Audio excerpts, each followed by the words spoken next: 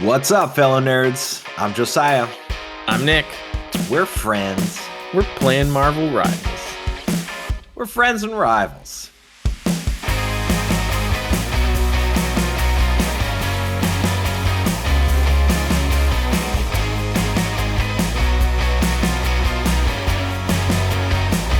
Hello, everybody, and welcome back to episode 20. What?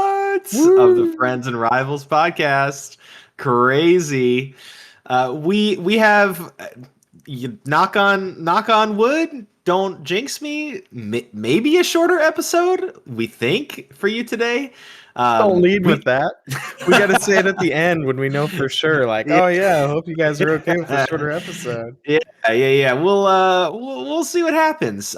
We did get some surprise news this week that we're going to cover with the balance patch and the Venom Pink Bubble Butt Battle Pass, and some cool skins. We got Art Vision Volume 3.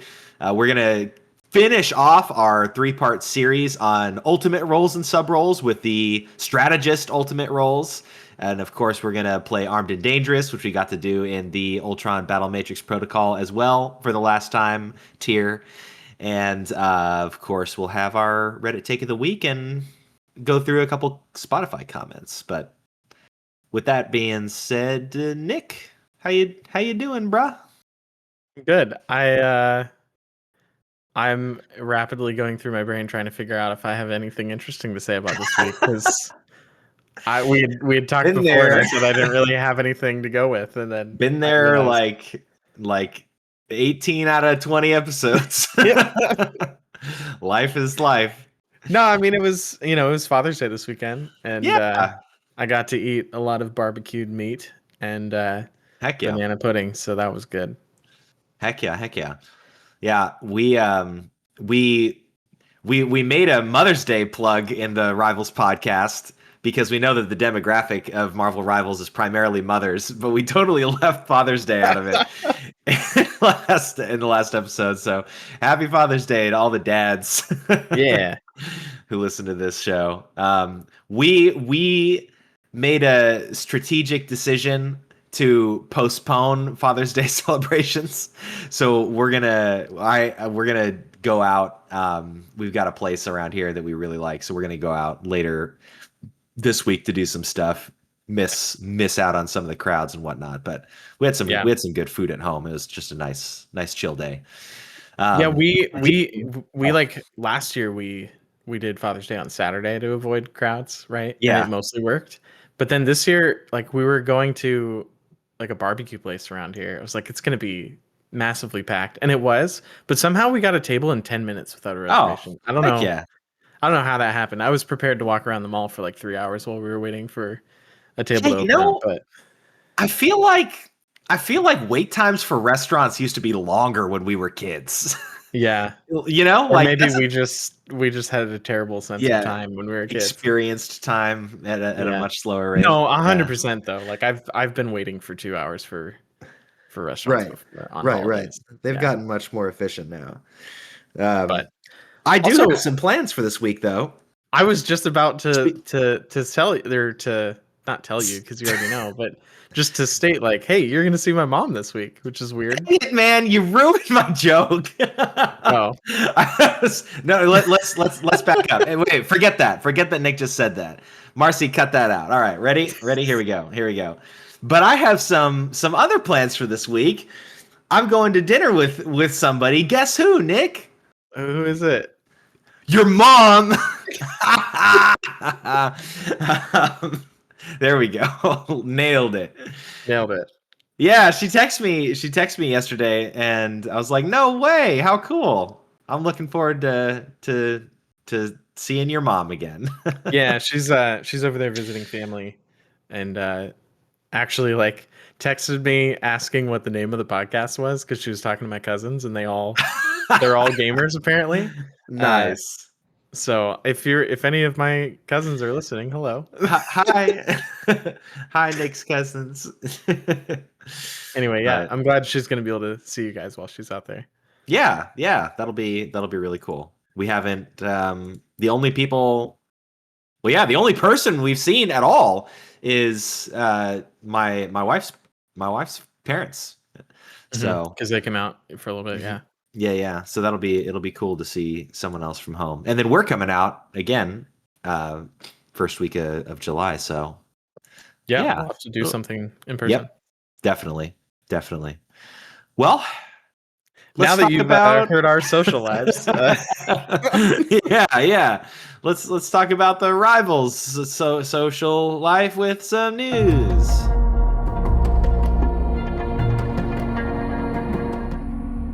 so to kick off the like mid-season news avalanche, Mhm. we got Art Vision Volume 3 this week. Yeah. These are always cool, and this one I was actually really excited about when I saw it drop because it's on something that's super interesting, which is character concepts from Hmm. vision to reality. So they were just talking about how they design the looks for the different characters and even like the graphics and visual effects for Yeah. abilities and stuff. What did you think about this? Yeah. So of the three, I think this was like the most simple to digest, which Yeah. is just not a good thing or a bad thing. Just like an observation. This one was just kind of like a sit back and chill and watch. I really liked um, just I like seeing the steps that go in. I love concept art. Like I really enjoy just looking through um, concept art books and things like this. Why have you posted this image here? I sorry not to derail it this fast, but I just thought it was completely intentional and hilarious that of Oh, all if you look at the whole set that they yeah. were on, it's like President Loki, the cool Thor one. I didn't say Thorskin. The you know Multiverse of Madness, Doctor Strange, and then the Emma Frost skin of Notorious. Acclaim. Infamy, and they put her directly right behind the guy who's talking, so that Yeah, in all yeah. of the close-ups, it was just him and then all of her. And then this guy had the audacity to bring up the malice skin and say, to those of you who My made goodness, yes. comments about her big old cheeks hanging out of at the bottom, this was not a personal choice. Yeah, yeah, This it is had a entirely to do design with the art decision. direction, yeah. Which Oh means man. nothing. That Of means course it did. absolutely I nothing. know. We It's didn't such we a didn't nothing choose to burger. do this, we just had to because of Yeah, the yeah, yeah. choices we made Yeah, it was about characters. it wasn't a personal decision. It was just a decision. My boss told Um, me to. I was just following yeah, orders. yeah. I don't want to focus on that though. I'm sorry. It had That to is come funny. up, so I Yeah, just thought I'd yeah. No, do it that immediately. was funny. What I was gonna say is I always really like I really enjoy video game concept art. I love seeing the stages that these artists go through before the final vision is released. And I love that in every one of these behind the scene videos so far, we've seen concept art of this just like really dark, gritty, like nasty, dirty looking art style Yeah, that the original art style. yeah, that Yeah. obviously held on for a really long time because there's a lot of it. And man, it's just it's so cool. I love that art style, and it's like I love the art style that we got in Rivals, and I think it definitely like makes more sense. But I like imagining like, oh man, what could it have looked Mhm. like if they kept with that like super gritty art style. Yeah. Um, There's I mean, it's also just anytime you look at like because they showed a ton of concept art for various characters yeah. throughout Mhm. this, and it was really interesting seeing some of the phases where you're like where especially when they were experimenting a bit more from kind of what their classic look is. Like I'm looking at the Magneto part right now, and there were some concepts for Magneto that they showed kind of early in it that looked like they were really early ones because they weren't kind of anywhere near what they Yeah. were doing, what he actually looks Yeah. like in game. But it Yeah, the like I Star-Lord saw one them. too. Yeah. But I saw the Magneto one and it looked like a different Marvel character. Like it looked like Onslaught, Mm. like almost Oh. exactly. And so then it just makes me think like it looks like their process is very like, hey, just come up with your own thing first. Like, take the general vibe of this character and like experiment a bit, and then they kind of pull it back to make sure it's recognizable. Because a lot of the Yeah. early concepts look very different, but they're all Yeah. interesting. Yeah. But yeah, it's really cool seeing that process because they could have just gone with like make the MCU version of them and then try Yeah. to like change a little bit. It's cool Right. Right. seeing Right. they seem to work the other way around. Yeah, I'm glad that they've pursued. I'm always very much in favor of artists pursuing their own vision for things and having the creative liberty to make those decisions. So I just like it. It's really cool hearing about how much thought and intentionality and like soul goes into all of these. I really like them talking about like Emma Frost. Is my she's my favorite character, so them talking about how like each layer of her costume, from her hair to like the diamond like Hmm. pauldrons that she wears, like the diamond pauldrons show like authority and like her hair is like personal but like professional, like functional, just different things like that. I thought was cool. um Also, they show a costume for her that I really hope they bring into the game. The very first clip is like Emma with like a her like classic like big fluffy cape, and like her hair's like up in a ponytail, and she's got these like really spiky. I think I um missed that. yeah, it's if you're on the video, it's at 3:52. Okay, I'll you take a look. can you can see it. But um yeah, a couple other things from this video in general. Two really big things that I picked up on. They basically confirmed next season. They show Null straight up. um they We've seen show him like, before, right? Because he's in the Clintar maps, or is they showing him as like a character? is he in the Clintar maps? Like as I a mean, the as a payload, character? but Oh, yeah, yeah, yeah. But no, they show like a bunch of his concept art. They oh, show Doctor Doom, and then they show a bunch of Null concept art. But for you specifically, Nick, they show another character that is very interesting. I'm interested. They show who I can only guess is Hive, Hmm. and he is super nasty looking. I'm He's trying to got find where this is. Where is this? I don't know. I don't know. It's a 26 and a half long video. What have you 26 and a done to half minute me? long video. The okay, Null, if you go to, I don't want to I don't want to scroll on the podcast, but Yeah, yeah, yeah. um yeah, Null is somewhere around the like 8 minute mark. Okay, okay. Uh Oh, there. And Hive. Okay, go to eight. Go to eight. Go to 8 seconds. There's Null and then Hive right after. 8 seconds or 8 minutes? 8 minutes. 8 minutes. Sorry. Oh, there's no. Yeah, yeah, yeah. Oh, yeah. Yeah, and then right after, tell me that that's not Hive at 8:01. Well, okay. So there's actually, hmm. I hate to say this because I don't want it to be true, but I've heard a lot of discussion about how that's actually the like Hydra super soldier that's in like one of the containers in the Hydra map, and that it's not actually Hive. And Oh, but I thought it was the game files that said it was Hive, not just someone finding this model and thinking it was Hive. So I don't know what to believe anymore. There's been like a big argument well, from that's a lot of people detail for about something like, that doesn't.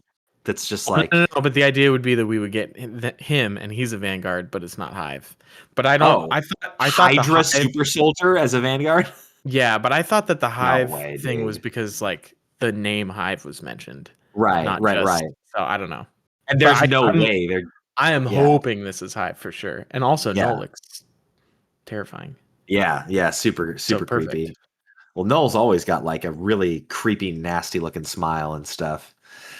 Um, but yeah, But my only yeah, my only thing that worries me is that the next concept art right after that is the spider uh Master Weaver. yeah, yeah, yeah. He's I a know. map character, not an actual character. So I that's the only Right. thing that scares me about this. But then too. one more and it's Iron Man. So Yeah. they're just working things in. But yeah, no way we get freaking Jeff the elevator technician Hydra soldier before named hero Hive. I don't know. We got Jeff the unnamed land shark before we. No, everyone in the whole Marvel They do universe knows now. Jeff the Land Shark. They do now. Anyway, well, go give it a watch. Definitely worth it. Support this kind of content with your valuable time and your likes and whatnot, because this is super cool, and I hope that this starts a trend of more developers doing stuff like this. Yeah. One last thing, if you at the 8:30 mark, if you or 8 minutes and 30 seconds in or so, they have this fun height chart of like how many Oh yeah, centimeters different characters are together, and yeah, I just thought that was fun. Short King Wolverine. Also, Uh, Venom is humongous. He's yeah, always yeah. hunched over, so you never actually realize, but he's like almost as tall as Groot. It was pretty Right. crazy. Yeah, Towers over the Hulk. he does. All right. What else we got going on? Yeah, so we also have Twitch drops coming because Marvel Ignite or Marvel Rivals Ignite has started, which is kind of their. Yeah. It's another tournament, but it's a big, longer one. So they're kind of treating this more like as a launch of real esports. They've got a bunch of people who have been doing esports casting for a long time casting it. It's really high quality, and then also Cozy from Cozy Rivals, Oh, Cozy Snap, all that. He's doing it now. oh no He way. started, yeah, he's actually started another channel now specifically for casting and more like heavy Rivals content stuff Oh, because cool. of this. So that's pretty cool for him, and he does a great job. So yeah, check out Ignite. But while you check out Ignite, uh, you're gonna get Twitch drops. And so if you're watching Ignite matches on certain channels that are doing the drops between June 19th and July 16th, I believe it's just whenever an actual Ignite match is happening. So you're gonna have to look at the schedule for Ignite, not just like hop onto Twitch sometime in the next month. Hmm. But they're doing another set of Twitch drops, and this one is Magic. So we've got Will of Yeah. Galacta Magic costume, which is super cool looking. There's going to be some Yes. sort of magic emote, a magic nameplate with her with the Will of Galacta like aqua hair, and Yeah. then another Galacta spray. This is my favorite Twitch skin for sure that they've done. I love like that blue hair, that aqua color hair with the like purple lipstick and purple armor and stuff. Like it Yeah. just that it all most of the other Twitch skins look like Twitch skins. Like Mhm. this for some reason. I don't know what it is. Like the just I don't know if they spent more time on it or if it's just that the details happened to work out Uh, super well and balanced. But well, for one thing, they edited the skin. This is the first time that they changed the oh, did skin. they really? Yes. So let Oh, me. wait, does she have a spiked collar like that in the No, she did. No, no. Let me find it. okay. Let me just find a good picture of her default skin for you. Hmm. Uh, really quick. Here you go, Josiah. That is the world's smallest picture. What? All right, check out her shirt. Oh, whoa. So Yeah. So she normally has like a they black, cut the like like undershirt. Yeah. yeah, she has like a black undershirt under the armor, and they got rid of it, so she has more like arm going on, Yeah. which I think probably fits this color scheme a lot better. Little bit of armpit action in there. All right. We didn't need to go there, but yeah, they're actually editing the Twitch skin, which is interesting. I don't think they've done that with any of the other ones, so we'll see No, if I don't think maybe so. these Twitch skins evolve over time and they start kind of making them a little bit more unique. But I think it fits for the color scheme and everything. I think it gives a lot more contrast having her arm there than Yeah. just having more purple or black or whatever. Yeah. Because even on her recolor, they kind of tint that undershirt a little bit purple to match like the arm straps, and it Right. just kind of blends in. But Right. yeah, Dang. Well, very cool. I'm looking forward to that. Well, that's not the only skin we're getting this week, though. We no, it's not.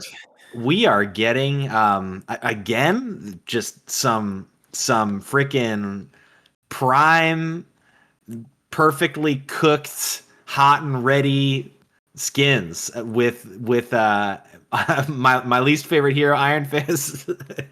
But getting my favorite skin that he has so far, and Moon Knight getting an awesome skin. So Iron Fist with the binary fist, continuing the Ultron Violet trend, and then Nick, I know. what's Moon Knight's skin? Moon Knight skin is the one that's going to make me run out of units. Every week, units, you poor soul. Every week we talk about the skins coming out, and I'm always like, "Oh, this one's super cool," but I don't know if I'll do it, and I never end up doing it. This one, the moment it comes out, I'm getting it. Moon Knight, Phoenix Force Moon Knight. Yeah, He looks so dang cool. He's got this like red gold thing going on. He's got one of those like which is all you. one of those capes over his armor, like front cape, back cape, butt cape thing. I don't know how to describe it. His cape has a cape. It looks awesome, dude. I'm so excited for this. There's fire everywhere. This is right up my alley. If I designed Moon Knight, if I was a comic book artist and I was like, well, it wouldn't make sense for Moon Knight, but if I was designing a superhero, this is pretty much what it would look like. So. Yep. I know. Yeah, very, very, very cool. You finally got your Phoenix Force skin going. No, not yet. But we're getting closer. We're getting way closer. I mean, we still need Cyclops and whoever it is, and then that whole season. But it's this is Phoenix Force at home, at least. Yeah. We at least well, that's a huge thing because we've got a reference to the Phoenix Force in game now. Yeah, that's a good step. We've got a Phoenix Force skin, which is a good step because a Phoenix what? Because they could make this a trend, like a series of skins, right? Yeah. And then we're getting, well, if you haven't heard the leaks, it's pretty much confirmed we're getting Jean Grey next season. Yeah. I'm sorry, she's gonna get one too. I'm laughing because you missed my joke, and I'm really sad, and I'm wondering if we'll completely missed it. You said the Phoenix Force skin.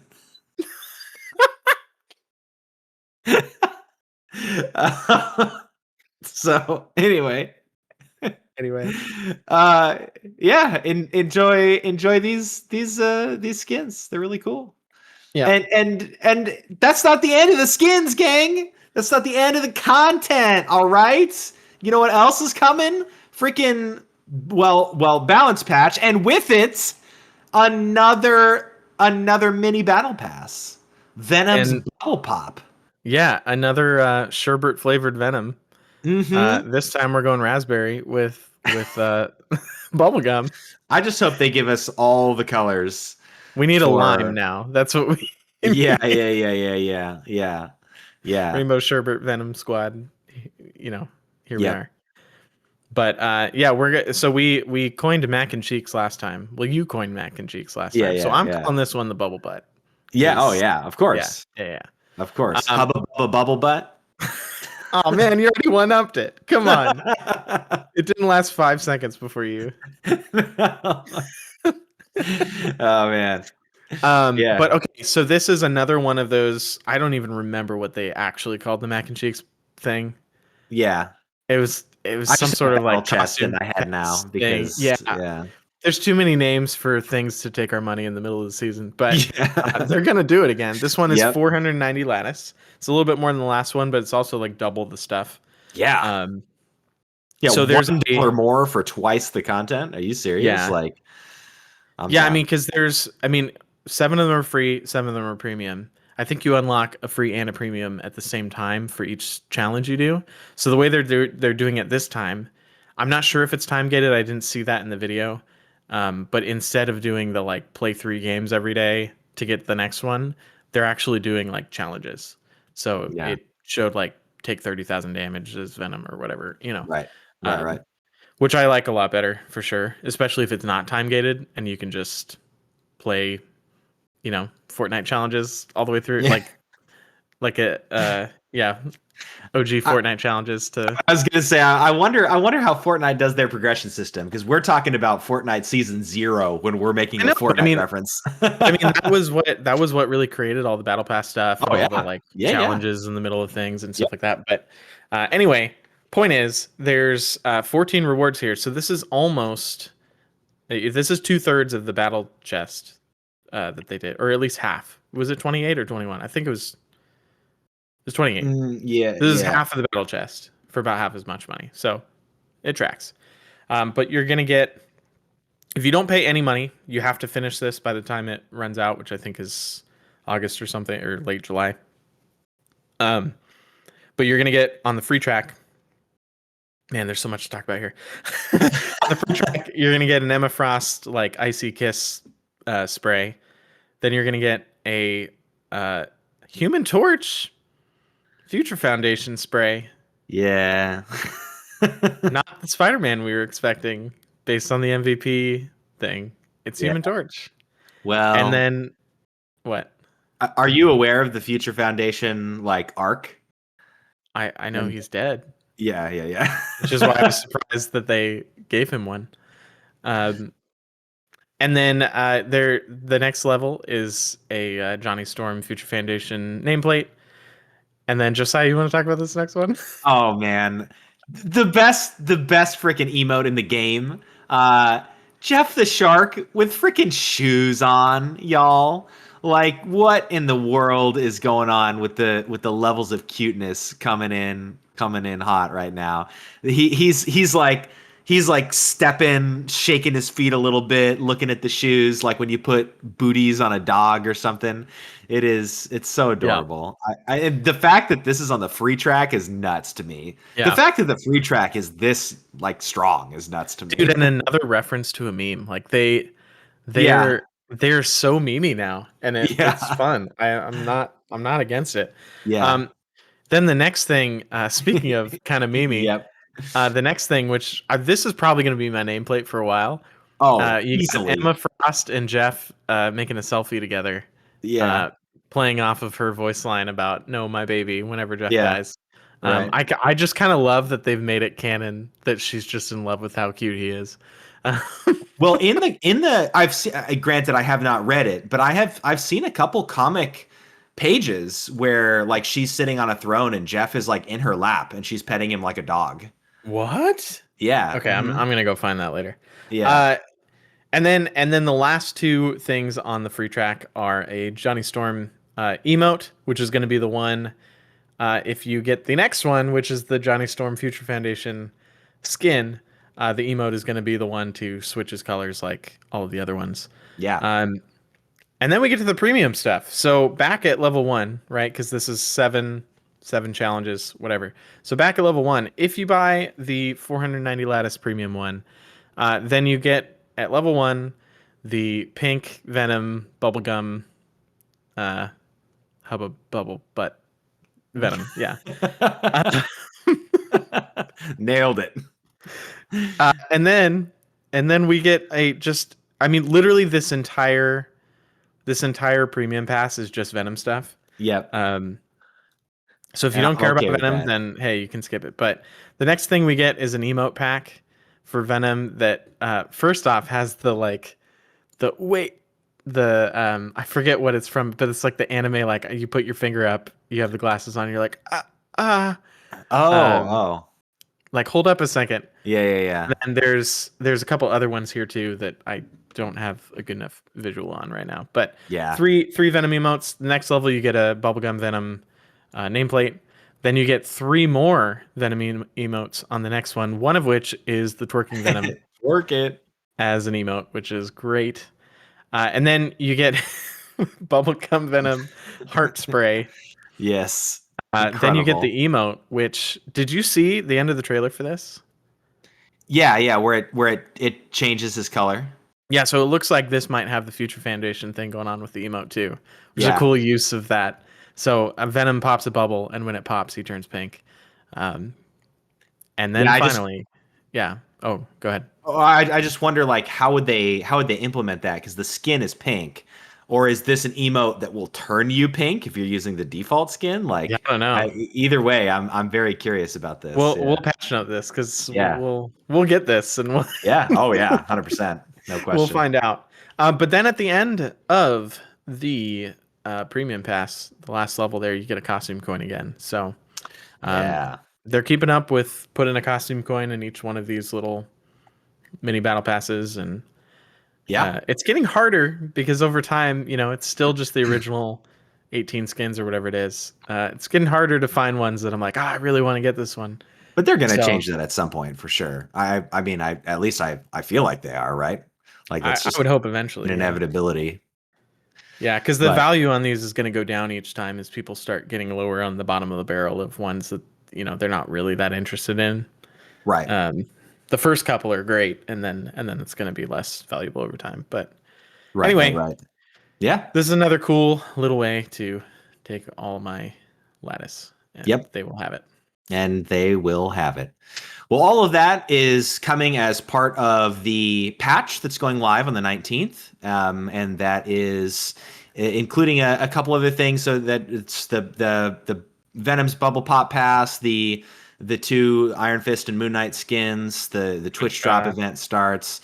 And then there's just a couple other random things from the patch. You can now set permissions for players joining tournament room custom games mid-match. I'm not entirely sure what that means, but that's a note on here. Probably something for Ignite that they needed. If someone Yeah. DC'd in the middle of a tournament match and they wanted to get them back in or something, I don't know.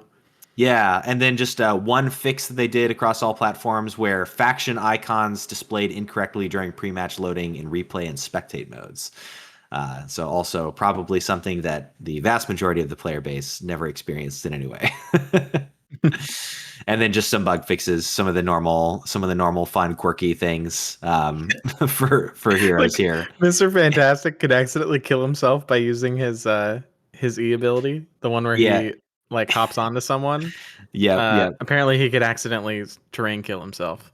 Yep. Yep. And they call that Mr. Fantastic's fantastic fumble. No Yep. more accidental fantastic flops. There was one So, more that I thought was really funny. I think it was where is it? hmm. Nope. Nope, I don't know. Yeah. Wolverine was able to take unstoppable enemies and launch them up in the air with his ult anyway. His ult Oh, just completely ignored unstoppable apparently. dang. So for a moment there, it was S tier is the Yeah, only ability in the game that could that could move mostly unstoppable unstoppable. heroes. Yeah. Yeah, yeah, Yeah. yeah, yeah. But another, I mean, last major bit of news. In the notes itself, you might have the answer to this if you saw some other information about it. But the balance post that came out today, they didn't give a date for it. Do you think it's part of this patch on the 19th? I thought it was. Yeah, it says on the top of the article for it says 2025 06 19 balance post. Oh, Yeah. in the title of the balance post. Yeah. Okay, okay, yeah, yeah, yeah, yeah. It's just it's surprise. I wonder if they had I wonder if they had intended to do this, or if it was kind of like they pushed it up a little bit, because why wouldn't they have put it in the patch notes? I don't know. Just interesting that it wasn't even I don't know mentioned. that they ever really do. Have they not? For I some think reason, I I thought think that they're they separate. Yeah. mentioned. Oh, okay, all right. They are separate on the website, like separate tabs, which always throws me off because their news has freaking 5 tabs on there. But Yeah. um, Yeah, I'm looking let's. at the season 2.5 launch one, and they didn't mention the balance at all in the Mm, patch notes. gotcha. So it's kind of Well, weird a few that they things don't in mention it. here. So let's dive right in. I'll kick it off here with They to fixed this sport. to the surprise of no one. I mean, did they? I don't know about No. that. I don't know about that. Yeah, But Thor does get a quality of life upgrade because that's that's totally what was what wrong. everybody is super Yeah, upset about. yeah. So they added a new Awakening Rune mechanic. After casting Awakening Rune, which is his God of Thunder lightning bolt throwing ability, you can now manually cancel the awakened state after a brief delay. So And fear and not. this is the devs to all of the people upset about Thor's changes saying, "Whoa, whoa, problem solved." This is the first time where I'm like, what are you doing? What are you doing with these patch notes here? Like this balance post. Granted, I wasn't necessarily expecting a balance update like so quickly. But if they're gonna We're do one, midway. like, huh? This is the midpoint. Yuck! Don't say that. That's disgusting. This is the I hate when you midpoint say of things getting like to that to me. season 3. We're almost there. um, but yeah, this one was just weird. I'm not really sure like what they're expecting So to do with this. this does feel, I mean, it is a quality of life change, but it's a quality of life change that I think is a buff to Thor. Because they're pushing Yeah, you with the new changes, they're pushing you into using Awakening Rune a bunch more. But yeah, there was that thing that's just true about it that I yeah. don't know that I ever pinpointed as a problem. It was just Rude. kind of how it worked. Um, which was that when you did use Rune, like if someone jumped on you, you were just trying to chuck lightning at them. You couldn't really do anything about it, right? Yeah, So I mean, this does allow if you overcommit to Lightning Rune, which is or Awakening Rune, which is very likely since they're pushing you to do that all the time. yeah. You can at least now cancel it and dash into someone to get them off of your strategist or whatever, and like still peel instead of Right. just being sitting there as a turret now. So I mean, that is an improvement. Maybe this is them trying to answer a little bit of his squishiness now from the health nerf by saying like, okay, Now you can part get of the out. reason why you're dying so fast is because you're getting into Awakening Rune and then standing in view of the enemies and not being able to move. And now you can get out. I don't I'm know. sure there's something to that. Yeah, I think I this don't is have a good any. thing. It's just not Yeah, the right. Thor fix everyone wants. Yeah. Right. Yeah, yeah. Like this is not a problem. This is good. It's just exactly right. It's not. It's almost insulting with how little it is. Right, right, right. But Yeah, if yeah, this was any other patch, if this was like season 1.5 and they were like, yeah, "Oh, hey, yeah, we're yeah, we're doing this with Thor and this was all that happened to Thor," we'd be like, "Oh, yeah. You'd be cool. like, oh yeah, all right, Great. sweet. Yeah, that's Yeah, nice." yeah. Yeah. It's just coming out of 2.5, but Yeah. well, that's the only Vanguard they're touching, which is again surprising. Penny, hello, sitting at.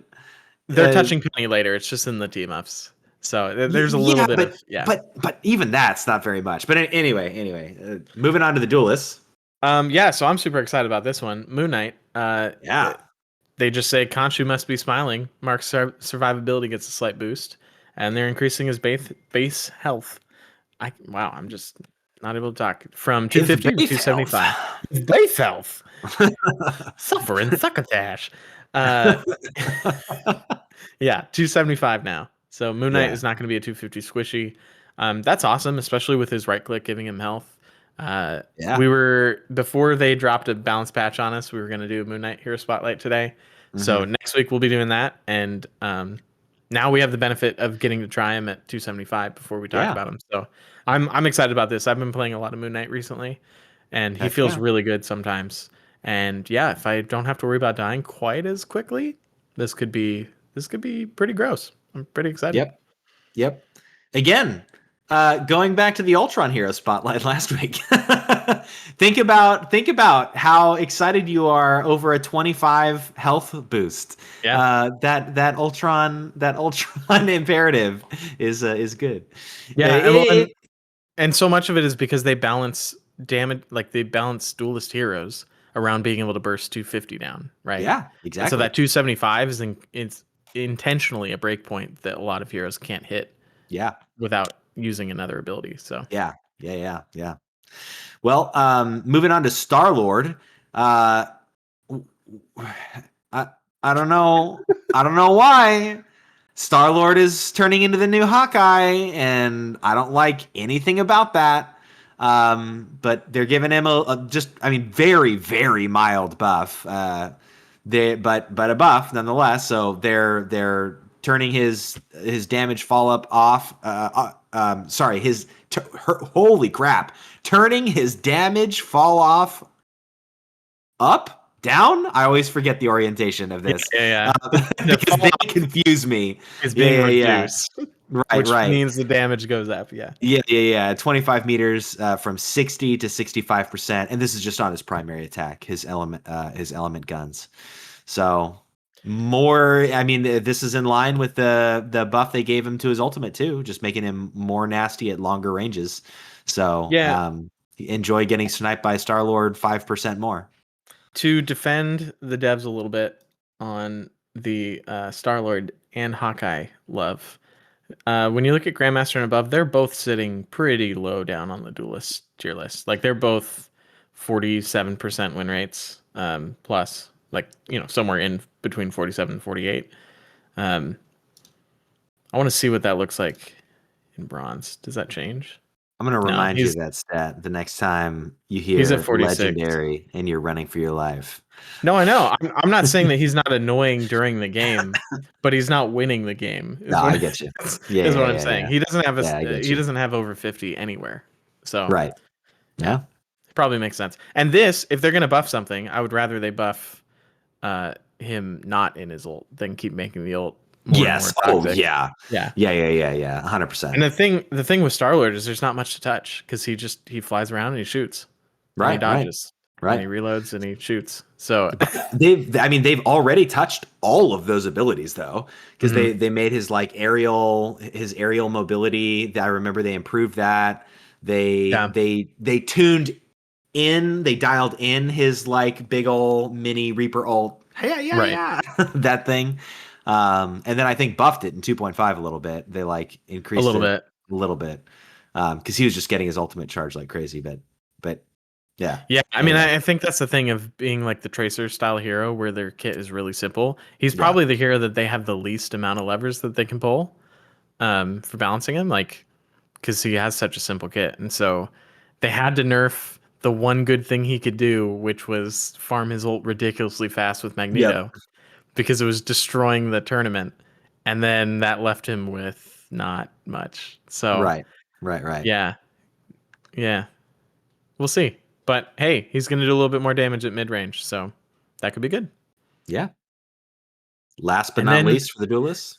we got Storm, Yeah. which all right. So there we've even on the podcast we've been talking back and forth about the Jeff NATO and whether it's great or whether it's awful. And um, I looked into this a little bit more this week. I'll probably mention it in podcast patch notes, but Ah. it's disgusting. It's Oh absolutely gosh. disgusting. Okay. And so here they are touching it immediately by saying, Yeah, in two we're different ways. yeah, so they're increasing the energy cost for her ultimate ability from 3,100 to 3,400. Which isn't And crazy, but it's not crazy, but it it's making it happen less often. And then while we're at it, we might as well just touch the yeah, Jeff NATO yeah, go thing. for it. So in the team ups that they're changing, they're changing Jeff NATO, saying we're increasing the time it takes to swallow the competition because even Jeff needs to chew his food. Uh, increased time required to devour enemies from 1.2 seconds to 1.5 seconds. So you know what? There's no point in waiting till podcast patch notes. I'll just talk about it here. So I was wrong about why it's so gross. It is gross because you can stagger people for a long time. It's more gross because if Storm goes first, it's almost a guaranteed 6 like hexakill team wipe. So Storm's ult normally does like 150, 160 damage a second. I think they buffed it to 160 and 2.5, and we were talking about that. We were talking about how Okay. like Yeah, yeah, yeah. Storm players are saying, you know what, people escape from it a lot. The Jeff NATO, when he swallows someone from the Jeff NATO, he does 80 damage. It's either twice a second or 80 damage a second to them. But the Okay. point is, they get hit. It takes him a second and a half, right, to swallow them. So they're in the Storm ult. Storm is dealing 160 damage to him a second. So which that means she does 240 damage to them, and then Jeff eats them, and then does 80 damage a second after Yeah. that Yeah, while yeah, yeah. swallowing them Okay. for 5 seconds. Literally everyone but Vanguards dies, and then the Vanguards are left with like 100 health, 50 health maybe, and spit Yeah. out with no healers and no nothing. So if the enemy team is grouped up and Storm has a chance to have a decent ult, then she just kills everyone Hmm. when Jeff cleans it up. On the Jeff side, it's more risky, but it can work the way that we talked about it before, where if Jeff gets a good eat, Yeah, yeah. then you go And from there. And if yeah. not, you can save it. So that there's a little bit of like you're only going to waste one ult. But the problem is Jeff either swallows people or he doesn't, and then you only got one person, and it's not worth it to use the two Right. ults or whatever. On the Storm side, she can do her regular thing and do ridiculous amounts of damage before deciding whether we're just going to confirm everyone that's Right, in right, it. right, right, right, right. Yeah. So I Yeah, mean, it's but even gross. this, like this tweak is, I mean, 1.2 to 1.5, like Right. that's, I So mean, I mean, it means that I don't you're know gonna that have you'd even notice slightly. that. It means that you're gonna have slightly more time to escape the storm ult if it's possible. It just means Yeah, Storm's going to be wailing on you longer before the Jeff. But the Jeff is guaranteed, right? Once Jeff right, right, swallows you, right. you're done. So I guess technically it gives you a little bit more of a chance to get out of there. But then on the other side, they're also just making it where Storm can't do it as often. And if Right. Jeff's gonna, if that throws off their equilibrium of having their ult ready around the Yeah, same maybe that's time, it. that could slow it down quite a Yeah, bit over the stagger course it of the out. game. Yeah, yeah, yeah. Well, hey, I mean, glad to see. Honestly, like I wanted it to be good. Hmm. I wasn't committed. I wasn't committed to the view that it was bad. I just it good to see that something that requires two ults, which is I think inherently the instinct is to think that there's no way that that could be worth it. Good to Yeah, see that it is. Good to see yeah, that it's actually they actually figured that out, and hopefully now they can apply this to other things in the future, and we can see more creative, ultimate team ups and things like that. I'd love that. yeah. Time for our weekly. This podcast brought to you by Cool Guy and TDT. Uh, Cool Guy put out a guide this week Oh yeah, for Jeff. on the well Jeff last week, yeah, but this week it was on the team ups that were introduced in 2.5. Oh And shoot. so this is where I got a lot of this information, kind of finally confirming what I've been hearing from different sources about why is the Storm ult good with the Jeff Yeah, ult, dang, I and haven't seen that everything. one yet. It's really good. Now a lot of it for the Hawkeye one, a lot of it's going to be irrelevant now, but it at least gives good information of why they're nerfing it. Yeah. So I don't know if you want to talk through the Hawkeye Yeah. Luna Luna one. Let's just jump into it. So yeah, chilling assault, their team up gets a nerf. So the adjustment is that it reduces damage from 30 uh, to 25. So it's 120 max at 30 meters, and 100. It was 120 max at 30 meters, and now it's 100 max at 30 meters. And they reduced the stun duration for enemies hit beyond the 30 meter from 1.5 to zero point 0.8 seconds, which is huge. And then the spell field damage range from 3 meters to 1 meter, which makes it a much tighter Yeah. radius that you have to hit. It's actually an arrow rather than like an AoE blast. Yeah.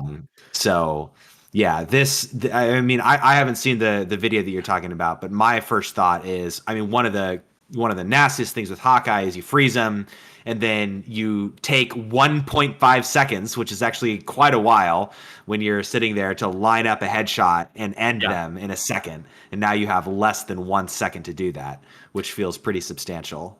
That's right on. That's exactly what he was highlighting in Oh, this. heck yeah. Yeah, It's me, what he was I'm cool guy. what he was talking about is you could use this to like guarantee an instant kill on a Yeah. 250 Yeah. that they had literally no counterplay to. So Right, right. you'd be Hawkeye, you'd be up behind someone. In the video, he showed an invisible woman that was trying to defend her whole team, right? And he just freezes her. Nope. And then if you held down your left click or Right. your right trigger or whatever, Yeah. you would Get that full automatically start charge. pulling back Yep. as soon as the thing was done. And you have a second and a half. It only takes zero point 0.9 seconds to charge fully.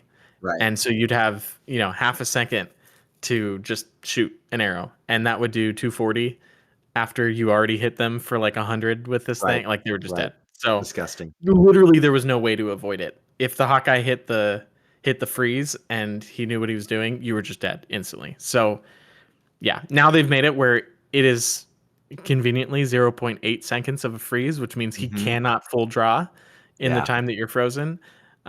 So he's either He going can to have to still shoot. kill, He can, but yeah. but the window is much smaller, and he's not going Yeah. to have a full draw. So that's going to make it probably a little bit like more precise on exactly how Right. to do it. The big thing too is the spell field damage Oh range yeah. Yeah. changing. Yeah.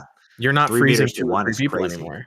Yeah. Yeah, Yeah. you're Yeah. freezing a person rather than Right. freezing half the team. Right. And you have to hit them. Yeah. So yeah. Yeah, I mean the first Hawkeye tune that we've seen in like It is all possible. could have seasons. Right. So yeah, Yeah. And but then finally, ending with yeah, we got Rocket Network. He's unsurprisingly getting a yeah, nerf. Um, yeah, so they're just taking the spider nest that Penny gets, the extra one, and making the cooldown 30 seconds instead of 20 seconds.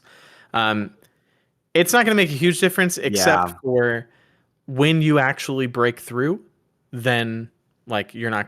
Then it's down for a long you're not time. gonna it's not gonna yeah. So it is, I think it is going to make a difference in the sense that Penny's going to be a lot more vulnerable to being snowballed, which is already her weakness anyway. Is like once she loses her ground, it's hard Right. for her to get it back. And now, I mean, 30 seconds is twice as long as the regular nest. So that's pretty long now. Yeah, Um, and her armor nest is so powerful because it's also spitting out armor for your team right in the middle of the fight too. So this is gonna bring it down quite a bit, but I don't think it's gonna make this ultimate, or it's not gonna make this team up not like one of the most broken things in the game. Like it's still gonna be great. right. No, yeah, that's my thought exactly. And I mean, and this does nothing to change Rocket, who is the most dominant character in the entire game.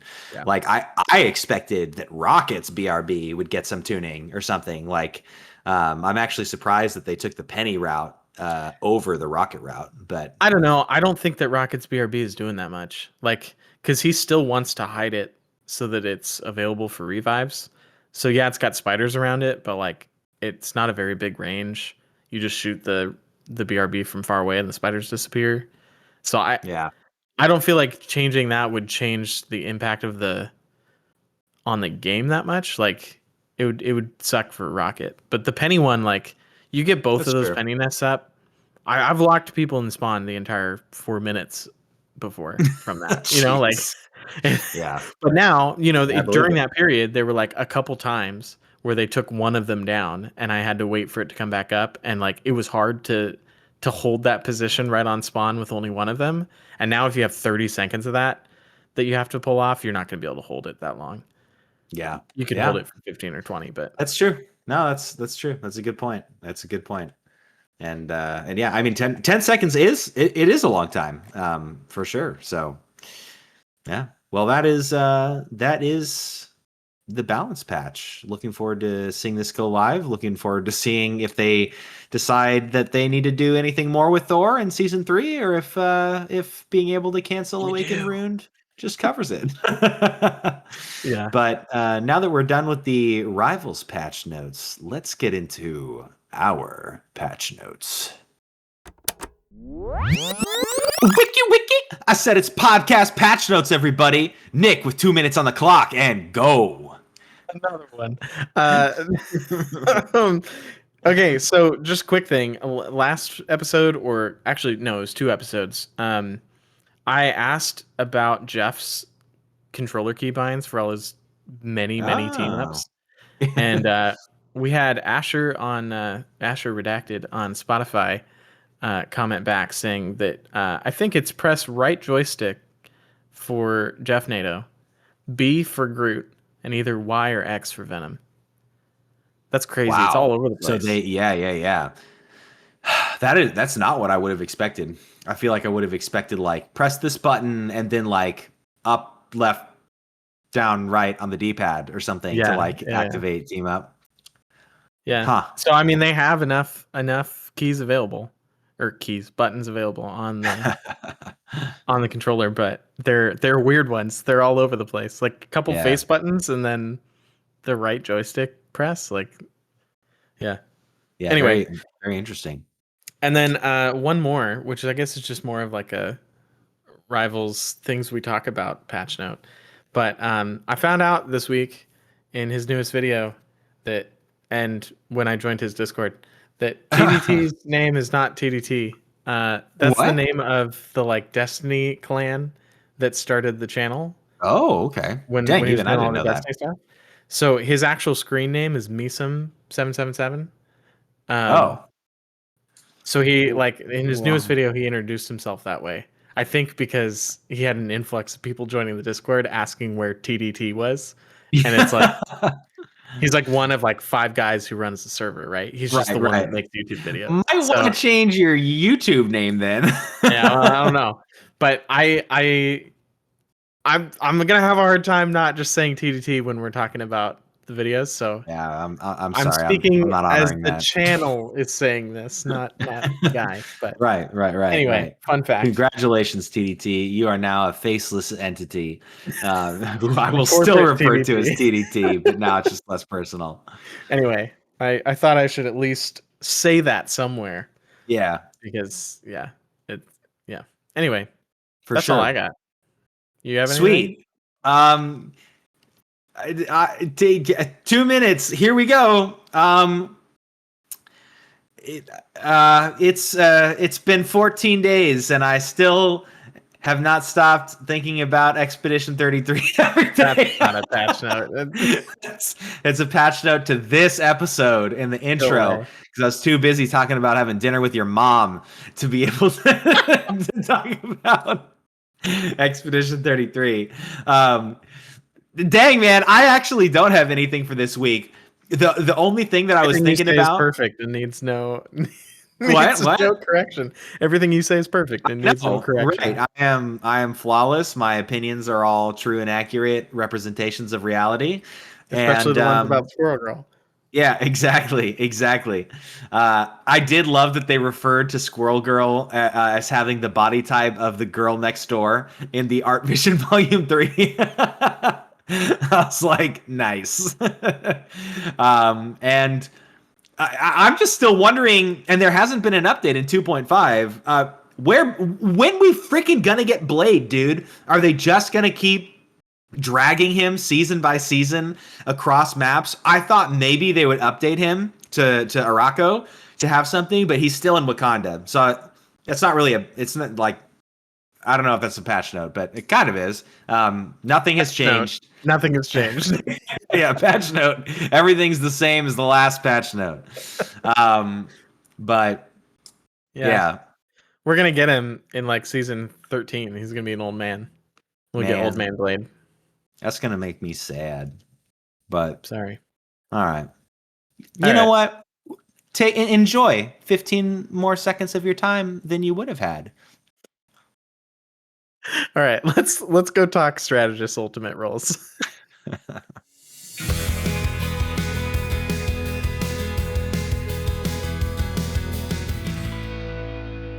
All right. Well, this is gonna wrap up this week our series on ultimate roles and sub roles. We Holy crap! in a few previous episodes did Vanguard and Duelist, so you can go check those out if you haven't already. And in the Vanguard one, we spent quite a bit of time explaining the whole concept. But I'm just going to do a quick recap, as we typically do on these kind of series, of what it is Mm-hmm. that we're talking about. So, just like characters have roles, um, as we were analyzing different ultimates when we were making that ultimate tier list, we determined that we think ultimates have roles too, and that a lot of Mm-hmm. times they can be wasted by trying to make them do things that they're not designed to do. So, Yep. we thought it would be fun to kind of create a taxonomy of them and uh, examine a little bit closer, like what are you trying to do with these things and what are they most suited to do. So we identified four main roles, which are control, destroy, enhance, and survive. They all pretty much do exactly what they sound like. And then doing a little less what they sound like in some cases, we have the sub roles. They're a little bit harder to name, but each role has two. And so control, there's crowd control, which is you're trying to control the characters on the enemy team. And there's area denial, which is that you're trying to control the terrain and the battlefield and tilt it in your team's favor. Then for destroy, we have AoE kills, where you're trying to kill a bunch of people all at one time. And then we've got serial kills, where you're trying to kill a bunch of people one after the other. For enhance, we have engine, which is about basically taking whatever your character is doing and furthering their ability to do so, building up, whatever resources they have, keeping chains of abilities going, whatever that is. And then we have buff and debuff, which is what it sounds like. You're either making it harder for the enemy to do what they're supposed to be doing, or you're making it easier for your team in a way that's not directly damaging or crowd control. And then the final one, we have survive, where we have defensive, which is just you're protecting yourself or your team a little bit, making it harder for you to die. And then we have well, previously Big Circle, die, but then they released Ultron in the middle of Who this, ruined it who ruined it. So I think with it's just going to be, medium sphere, die. yeah, I was going to say it's going to be some geometric pattern of die. And then for the first time, we've mentioned it Hey, in the other hey, 2 weeks, oh, but the forbidden fifth type slash subtype is the unique game changer, which we're gonna have a couple characters in the support role that really their ults just do not fit anything else. They're completely unique to them. You can yeah, try to fit them into things, but they either fit into all of them or just kind of don't really fit into them. yeah, So consider it a flaw in our system, or just consider it the point that they're supposed to have things that are yeah, completely unique, and right. that's what we got there. Yeah, yeah, So, yeah, yeah. Take the ladder road. Take the ladder road. Well, kicking it off with a hero who has that in their sub role, it's Adam Warlock, who is chilling as the survive boy. It's his main role. It's his only role when it comes to his ultimate, and then his sub role is only unique game changer. Resurrection is a pretty powerful and unique and game changing element to yeah, any kind of competitive game mode like this. And Adam Warlock is no exception. When you're able to pull that kind of ult off, it is absolutely a game changer. And then his survive is a little unique. It has to be tinted with that sub roll, because if he's using it, you're already dead. right. So he's not keeping his team alive, but he is keeping the team fight going. Yeah, So you may have lost the battle, but he's helping you survive the war. right. He's the do-over, and so where Yeah, yeah, where yeah. the two survive sub roles are defensive, where you're trying to stop from dying. Well, you already died, and the other one is big circle of die. Well, you already died. So Right, it's just such a unique thing to say, like, yeah, we lost this one, but no, actually, we didn't. Um, right, so right, right. I mean, I don't really know what we could really talk about with his ult. It's, make sure that you're somewhere safe where you can pull it off and you're close to where people are dying and bring Yeah. everyone back. Like, yeah. And just to throw one out there, because why not? Hot tip for Adam Warlock's ult, by the way. Um, I'm sure this will come up in a hero spotlight eventually, but the resurrection point does not start at where you like cast the ult, but where you move your body to. So if you cast the ult and you're out of range of a hero who died, but then you immediately walk toward that hero who died, your body entering proximity of that death will resurrect that hero. Oh, that's interesting. So yeah, yeah, yeah. Really, really good tip to know for Adam Warlock there and his ult. Cool. Well, moving on to Cloak and Dagger. We've got them as Survive and then Control, and they are our first Big Circle Die, and Area Denial as their second one. Mm-hmm. Cloak and Dagger is interesting because we had them as kind of the jack of all trades in the character roles, right? They kind of fit into all three support character roles, and their Yeah. ult really fits both. I mean, we almost could have put some destroy on here. I mean, Yeah, you're not yeah. really confirming kills most of the time, but you're flipping the whole team fight, right? Yeah, right, right. You're You look weakening at them.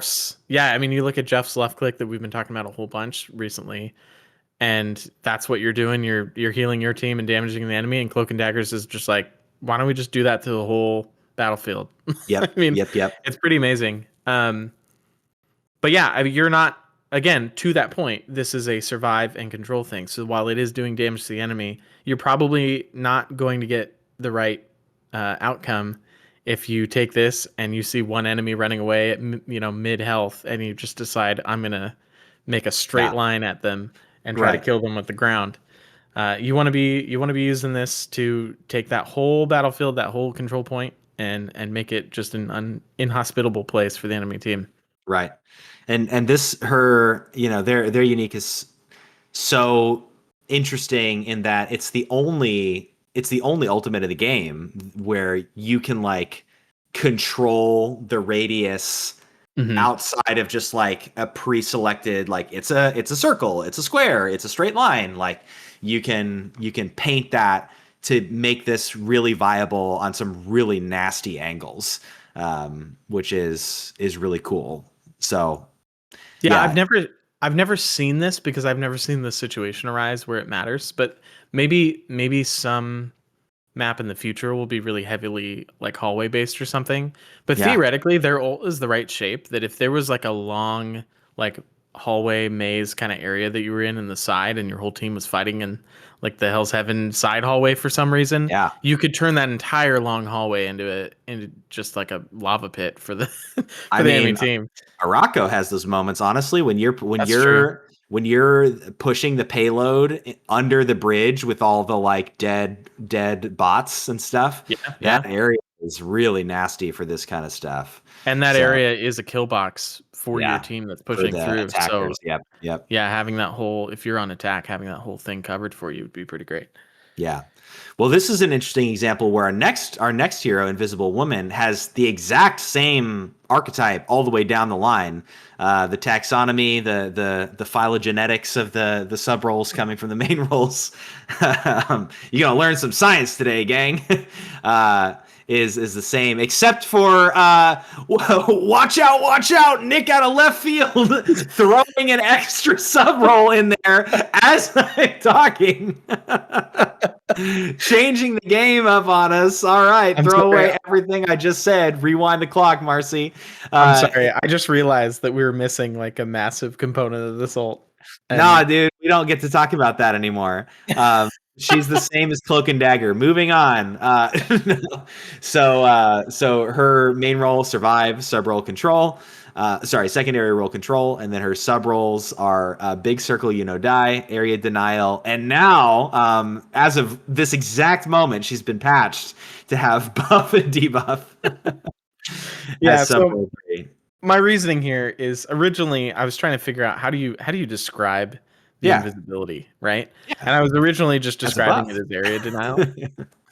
I was originally just calling it area denial because it makes it really hard for the enemy team to push into there. Yeah, Um, and all of the big circle unit have that to some respect, just because your team is getting healed like crazy in there. So it's kind of telling an enemy team like, don't go in there. But I kind of realized like really the invisibility, you're buffing your team because now they can see enemies that can't see them, and you're debuffing the other team because the enemy team cannot see you yeah, anymore.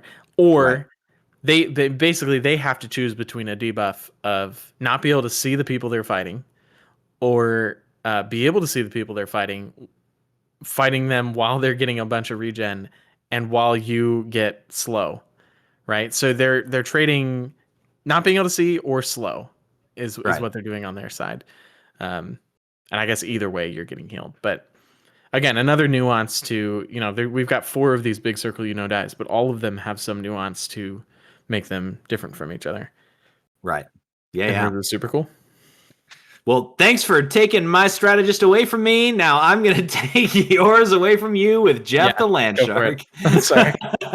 You're good. So his main and secondary role are control and destroy, with 3 sub roles being crowd control, AoE kills, and defensive. So Jeff's main purpose in his ultimate is grabbing as many people as you can. I still want to try and think more about using this with my team. We had a really fun example with a game we played just the other night where the Jeff ate the enemy the enemy team the enemy's Jeff ate the enemy team and then just like booked it right down the middle and spat them all out on at us. Right at the beginning of the round too. Right at the beginning of the round, we're all like, what the heck is going on? Yeah, we walked out to the control point, and all of a sudden, the entire enemy team was behind us, like in the Yeah, door that we had just come through. We're like, right, what right, right. happened? That was terrifying. It worked. Yeah, it did. And hey, that's battlefield control too.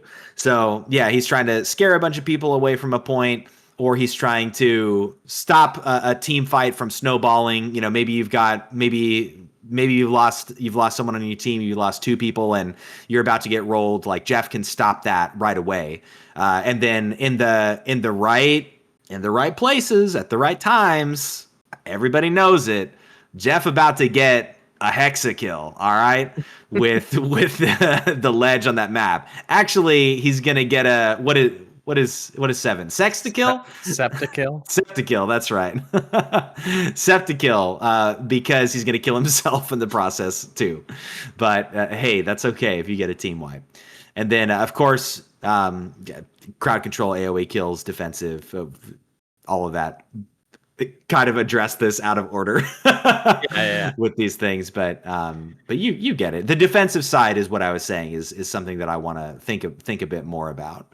But Yeah. I will say what's interesting to me though about Jeff's is that he's the only support that has like a destroy ult. Like it's a secondary role, right? The crowd control, the defending, the changing the battle is really more of the intended use. Right. They certainly knew people are going to jump off the edge, and that's part of it.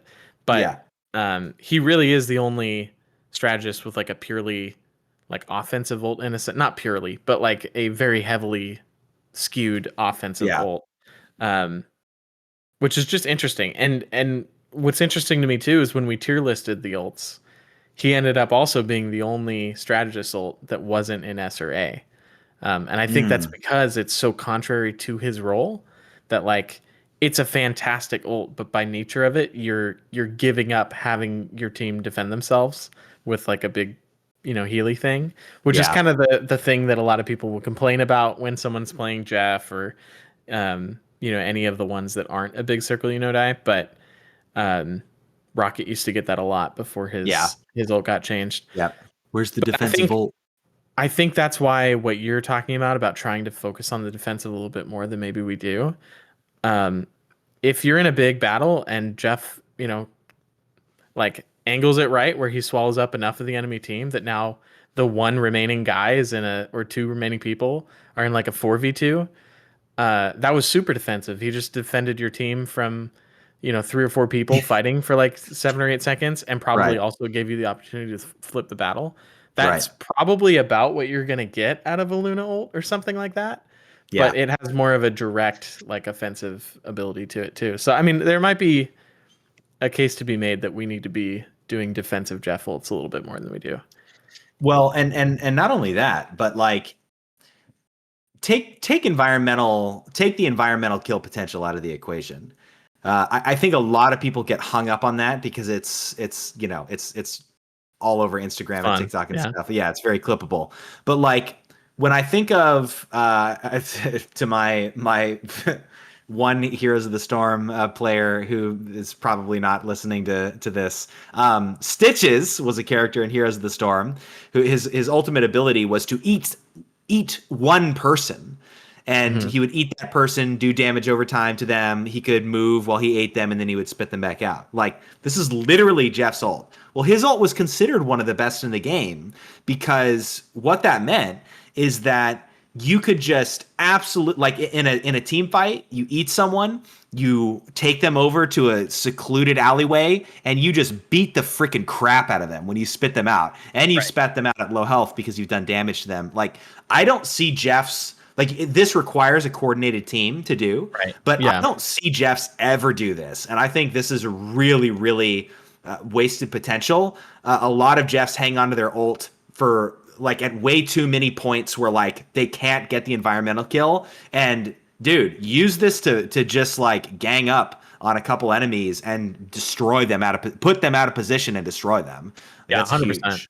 They're, you talk about the environmental kills are usually the big Instagram videos. I did see one Instagram video of them using it in exactly the way that you described. Oh, yeah? It was a Jeff and a Groot, and the Groot built like this cube of pain in the side of a building somewhere, and Jeff swallows like the entire enemy team, throws them into the cube with him, where it's just Jeff in there with all 6 of them, and Groot seals the door, and then Groot starts attacking, Jeff starts using his water beam, and all of the Groot walls just like demolish the enemy. Oh, that's disgusting. I've wanted to Yeah, do that forever, more but of yeah, that, it takes please. a lot more coordination to use it like that for sure. Right, right. Well, all right. Speaking of unique, we Mm-hmm. said we had a couple. Well, here's the other one. This is Loki, and Yeah. what category is Loki's ult in? Yes, Loki's ult is all. He gets his own category, which is just all of them, and his only sub role is unique game changer. Because what Right. are we gonna say? He's literally just all of the ults on this list. Yep.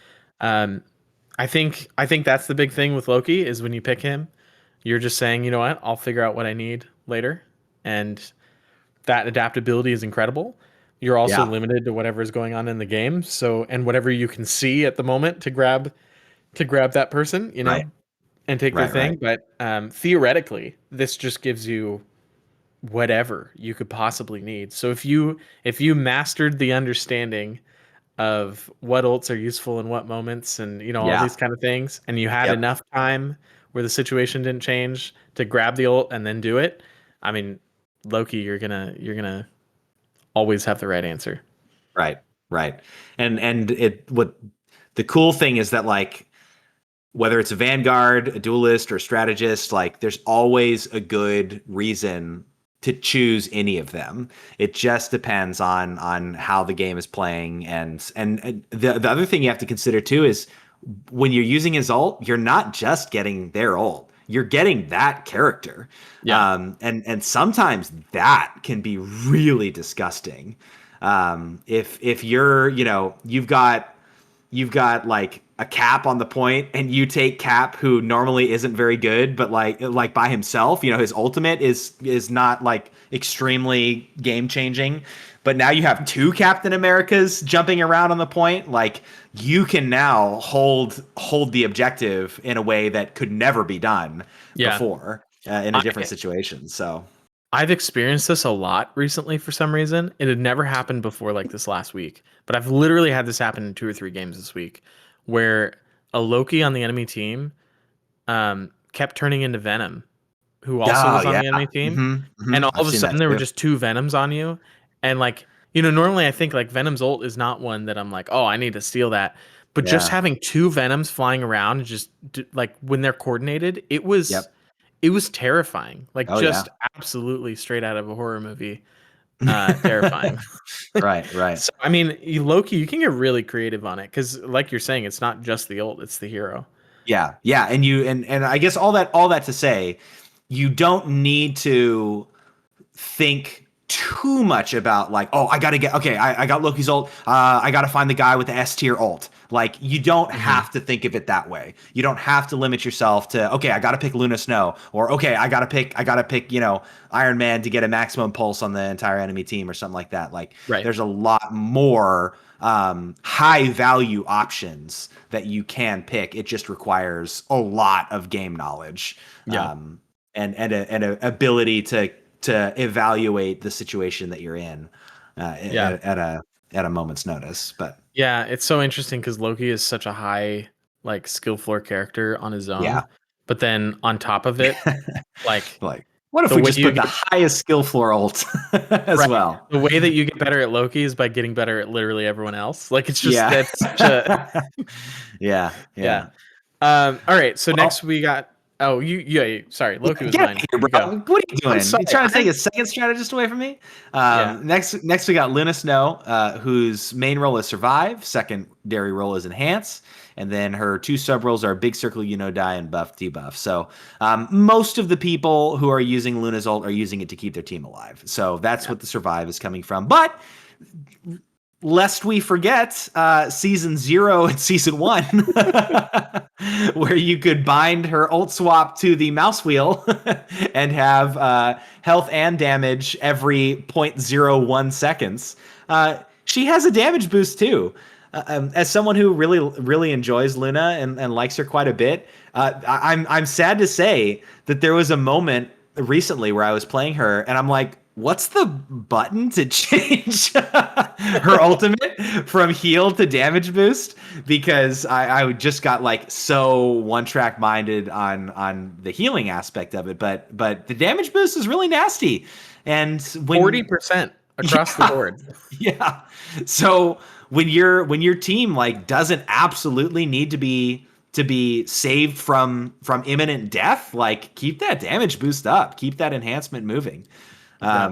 And yeah, I mean Or that's huh? or when your Venom is about to ult, or when your Yeah. Star Lord is about to ult, or whatever. Yeah. Like if they're nearby, just let them Yep, yep. cook. Absolutely, absolutely. And Luna's is so fantastic because she's unstoppable while she's in it. Nothing can take her out of it except for death, and almost nothing can kill her except for things that can kill her in one hit. So you have a lot that you can deal with without even having to think about it Yeah, very much, honestly. yeah, yeah. Well, very similarly, we have Mantis coming up next, which is survive and enhance as well, and also big circle die and buff debuff. I think Mantis's ult gets a lot of unfair comparisons to Luna's because they are very similar. Yeah, Um, but I think the big thing to keep in mind here is that Mantis's the difference is you are not locked into doing nothing but that ult. exactly. So her ult is a little bit it's not as powerful, but you're making up for it by the fact that you are not playing with 5 people and a heal fountain. You're playing with Yeah, 6 people and a yeah. smaller heal fountain, right? So she also is granting movement to your team. There's other things that her ult is doing, but it's playing into her kit. It's playing into protecting your team, letting them keep rolling. It's kind of an engine ult for your whole team, really. Um, Yeah. just giving everyone movement Yeah. speed and healing and all these kind of things. But I think really like don't sleep on the fact that Mantis kind of plays DPS while she's playing strategist, Hmm. and this allows you to have a big circle die that's almost as effective as the dedicated ones, while also kind of still having a DPS on your team that's Ma- pumping things out. Mantis is also a much better, in a number of ways, panic ult. Where like Mhm. I like forcing a Luna ult out is really good. Like it's one of the best things you can do is to scare a Luna so much that she pops ult when the rest of her team is staggered or whatnot. Because what's she gonna do? Dance at you? Like it's not gonna Yeah, do literally anything. I can't tell you how many times I like playing DPS, especially like a brawl, have like backed a Mantis into a corner and she pops ult and then just like thorns me to death instantly right. because she's Yeah, like, "What are you gonna do? Like, you're not gonna out damage this on by yourself." So like that using it with your team to push in a brawl is like really good. Using it as a panic button to kill the person who's trying to kill you and then go to your team and engage and heal. Like there's a lot. Mantis has a lot more situations in which her ult is useful and she can use it selfishly. And it has much less of an ult charge requirement as well. right. So she's Yeah, getting it a lot more frequently. And yeah. she's I just, think yeah, yeah. I think we It's talk good. bad about I think we talk bad about panic ulting on strategists quite a bit. Yeah.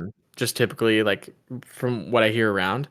And Mantis is kind of one of those cases where like the logic of panic ulting makes a lot more sense because it's like, look, I'm gonna ult and yeah, I didn't get to protect my whole team, but I killed the person that was diving us and then am still here and am not waiting for 7 seconds and then walking back.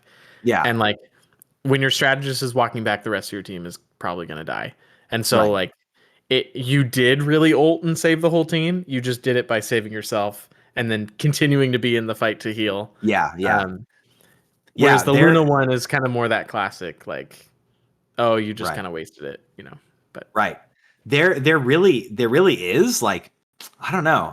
I mean, there's a lot of characters, so I'd have to think about this more. This is just an off the cuff thought right now, but off the top of my head, there really isn't another ult in the game that I can think of that that keeps you from death and also can allow you to kill someone else, which is very unique because like all the ults that allow you to kill someone, they're not like you're not using it to save yourself. You're using it because you're in a position where you're going to get a serial kill or serial kills or big AoE kills or something like that. No one is like, oh shoot, I'm going to die. I push my ult and I save myself, and I enable myself to kill Yeah. other heroes. So I guess my closest counter argument to that might be like Hulk or Magneto, maybe.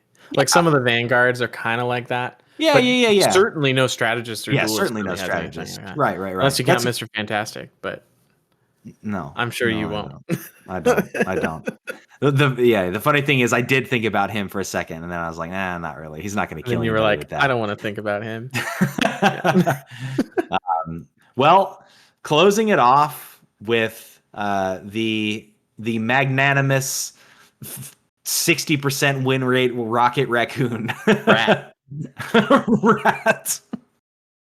Oh man, I'm sad I haven't thought about that since last episode, but Rat ult. Rat ult. Rat ult.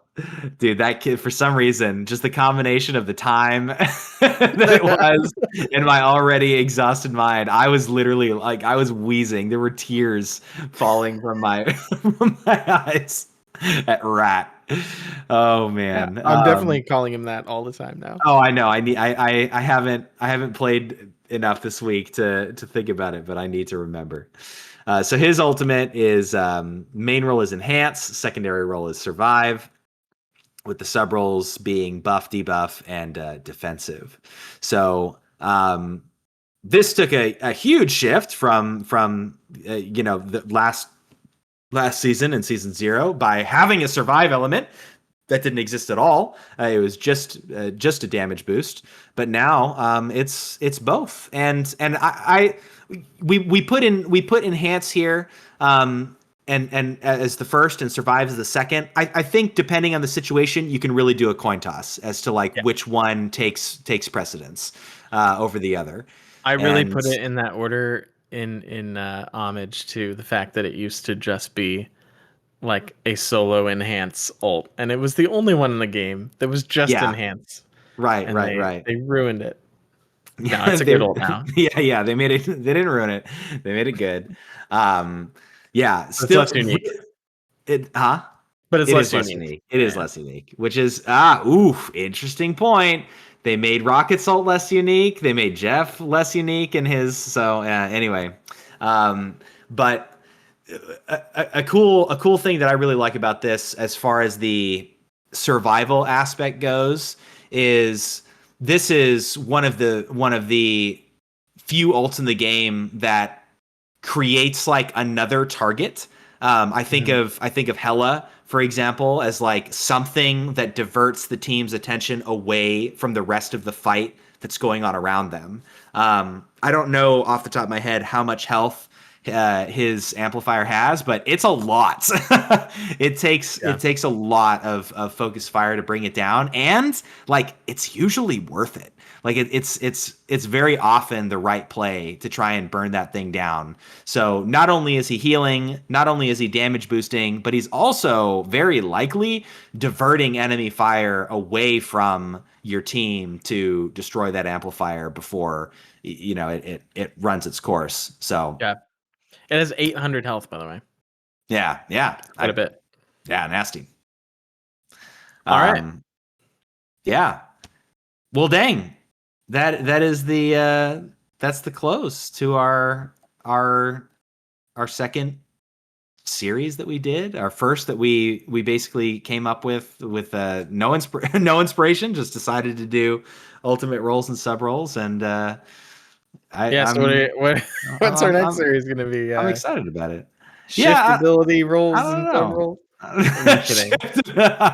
Yeah. You think I want to see you max out your Excel knowledge by creating a role and sub role for every single ability in the Yeah. game. No, we're gonna have to come up with something completely different. But Yeah, yeah. yeah.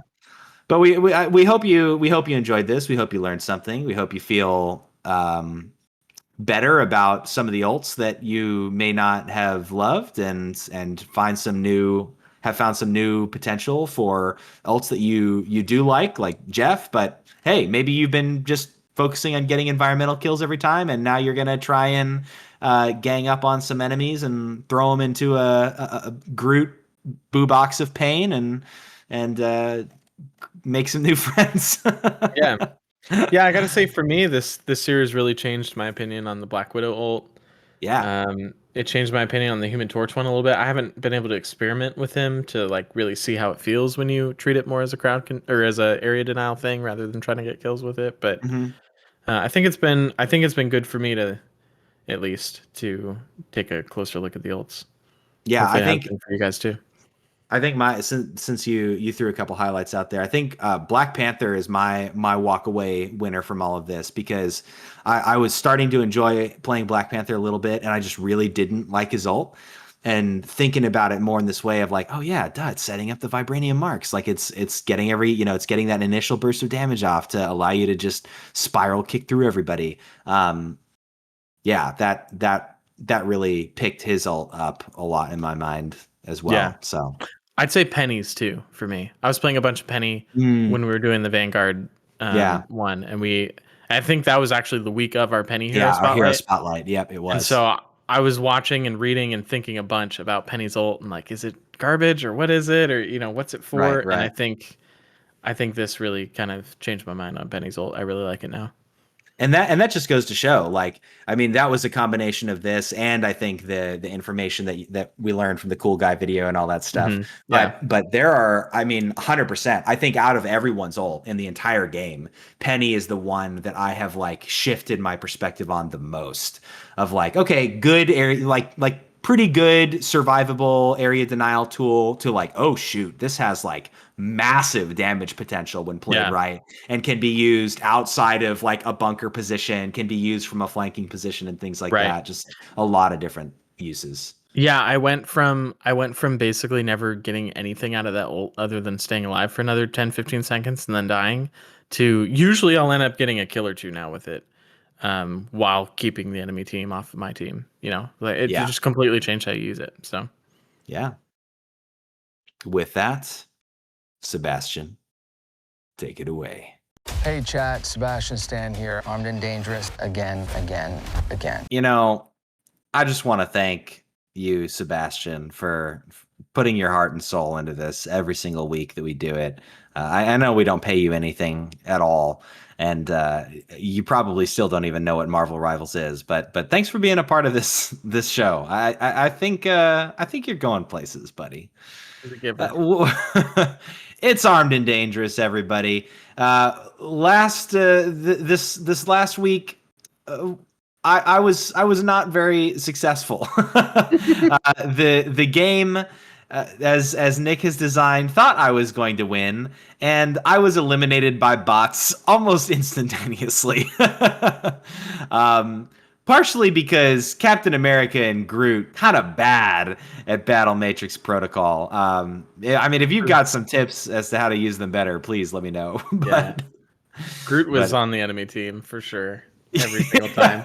yeah, yeah. My Groot was walling off my healer, of which I only had one, Jeff, and then keeping my enemy team in a death box. I think even the last battle, I got to battle against Nick's enemy team, and I think his squirrel girl actually killed my team faster because she ulted and the squirrels bounced off of Yeah, Groot's walls yeah. instead of having to. In a bout of poetic justice, the Squirrel Girl ult I know, killed two right? of Josiah's people.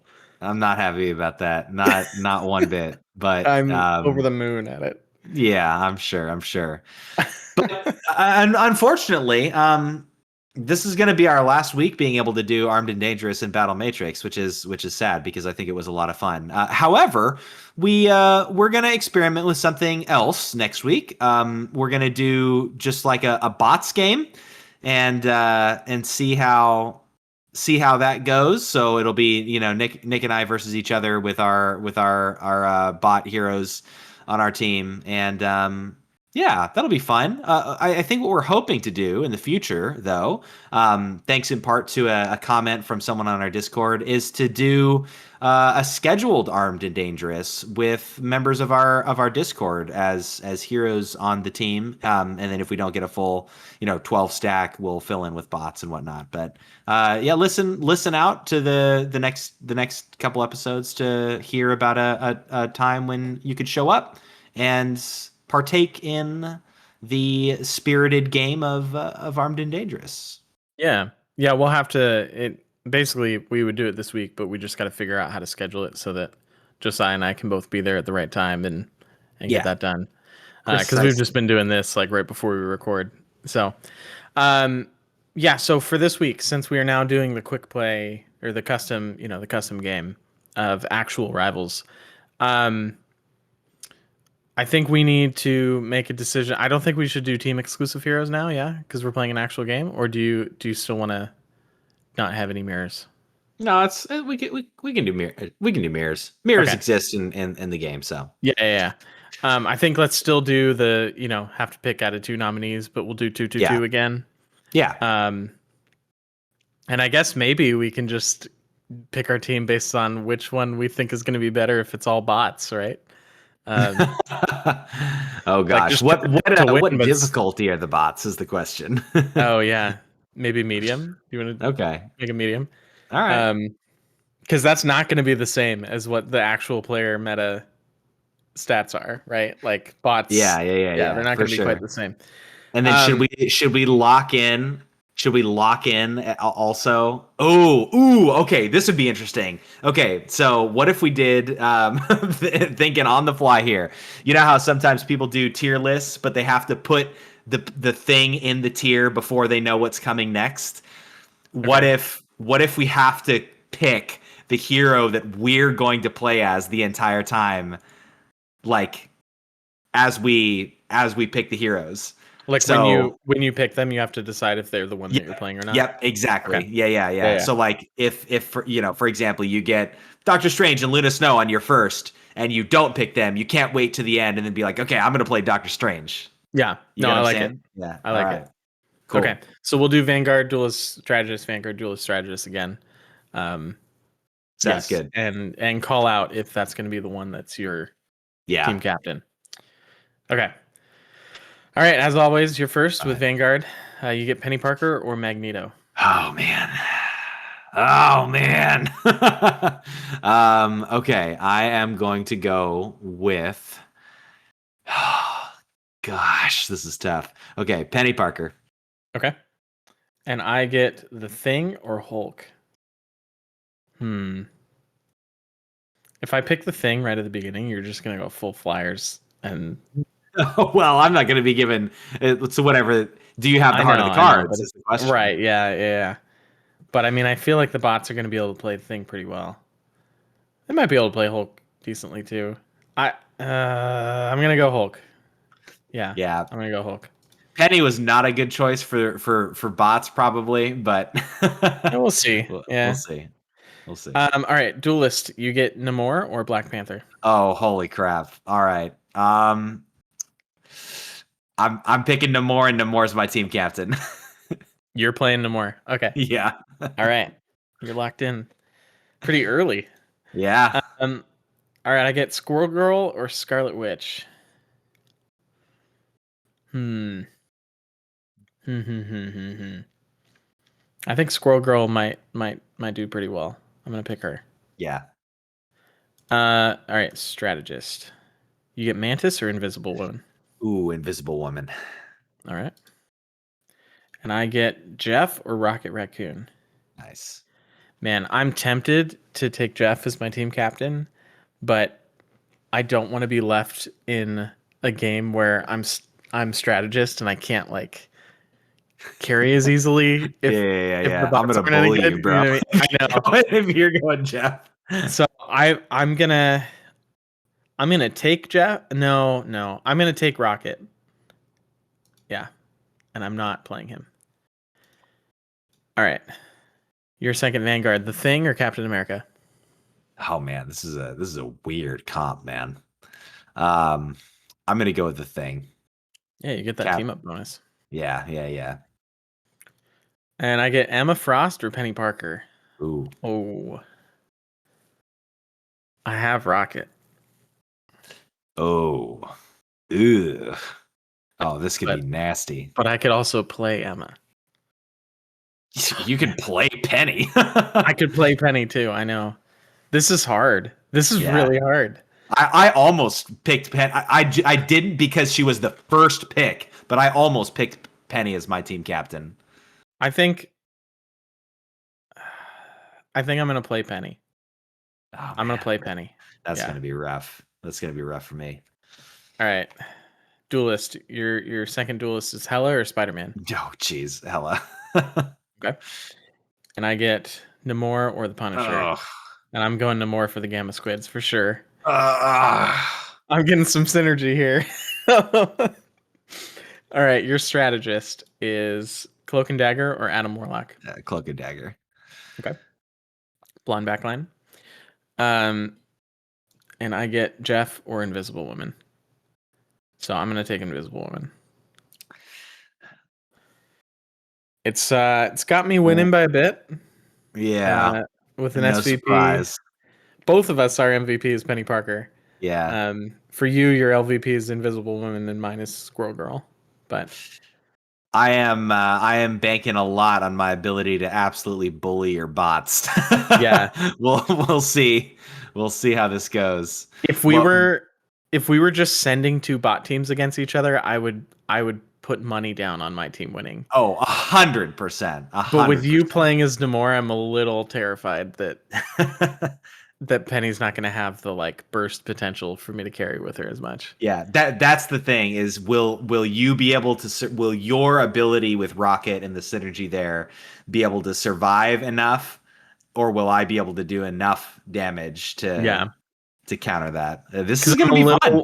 It is. I'm a little worried that you're just going to snipe the nest too easily with your squids and everything. You're going to have to think about that.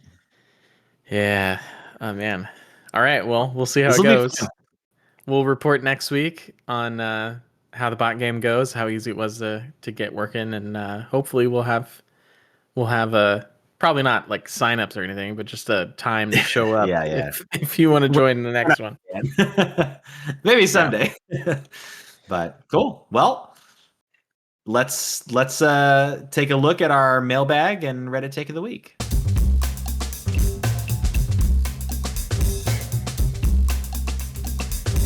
So to start us off, we're gonna go to Reddit and look at this this post by One Dig McGee. Yeah. It says fundamentals of Marvel Rivals. All right, time to do an experiment. I want your honest takes here. What are the actual fundamentals of how to win at Marvel Rivals? I don't mean stuff like hero matchups, useless general advice, fluff, nothing like that. What actually increases your win rate? And then in a bit of a jerk move says, testing to see how much of the player base actually understands how to play hero shooters. Okay, well, thanks for telling us that. Shots fired. Shots fired. Less about the take itself, but more about the comments. And as of now, it's a pretty new post, so there's not a ton here, but the ones that are here are pretty good. So yeah. Oh yeah. The first one is by Realisti, and they say, don't die. Don't take fights you can't win or have a low percentage chance of winning. Don't waste ults on fights you've already won. Don't waste ults on fights you've already lost. Don't go in without your cooldowns. Learn when to run / reset a fight. That is, yeah. I mean, those are all the things I'm trying to remember all the time. And I know. And yeah. Yeah. I remember like in games in respawn games, it's easy to forget this principle. I like games like Siege will beat this into your head because you only have one life, and if you die, you're useless. Right. So like you think more about that, and you're much more careful with Siege, and like you can't be that slow in this game. It's not that kind of game. But like you do have to treat like every time, like the things that get me the most tilted are when I lose and I see that I just have like tons of deaths. I'm like, oh man, like I have played every engagement wrong. Like that's the one stat that will make me feel the worst is if I have tons of deaths. So yeah, that's 100%. The one I track. I mean, we talked about this back when we were talking about stat tracking. That's the one I track the most, and it's because like when we were playing Overwatch, that was kind of the first thing that started turning things around for me. Was I heard this advice and initially just thought like, well, duh, I don't want to die. But like, I think that is a lot of people's first instinct when they hear die less. Yeah. But like that's missing the point that like you think that the way that you're playing, it's inevitable how much you die. But Yeah. like there is so much underneath that like if you Yep. actually change your focus to I'm not going to do anything stupid and you play more conservatively, you will die less, which means you're in the fight more. And so like it's just weird, like you don't think that you can control how much you die, but like Right. when you actually start thinking about every decision you're making, so Yep. many of them, there's so many times where you just YOLO and you're like, oh, Yeah. I wanna chase this person down. I wanna get this kill. And you're like Yep. deciding I'm going to die now. Yeah. Yeah. Yeah. That goes into, I think, perfect segue into one of just my own top things that is a Friends and Rivals original. Don't break the rubber band unless you mean to.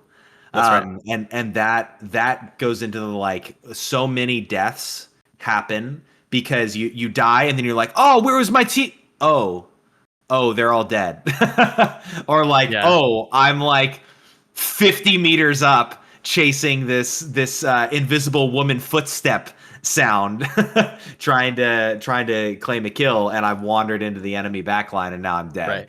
Yeah, I Like, mean that's the argument between every Vanguard or flank duelist and strategist all the time. You see it in your games all the time, yeah, where yeah, they're yeah, yelling yeah. like no heals, and the healer's like, you're 45 meters away on the other side of a wall, like Yeah, behind yeah, three yeah. people in a Groot wall. Like, what are you Right. talking about?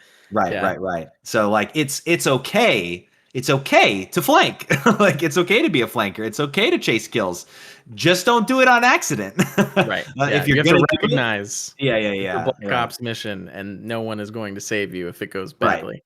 Yeah, Right. Absolutely. Yeah, yeah. And count that cost. Like, if you're chasing one person down and like you haven't just wiped the entire enemy team, probably not worth it to chase them into a blind spot. hmm So that the kind of the kind of situational awareness that the rubber band creates, I think, is super helpful in so many different situations. yeah.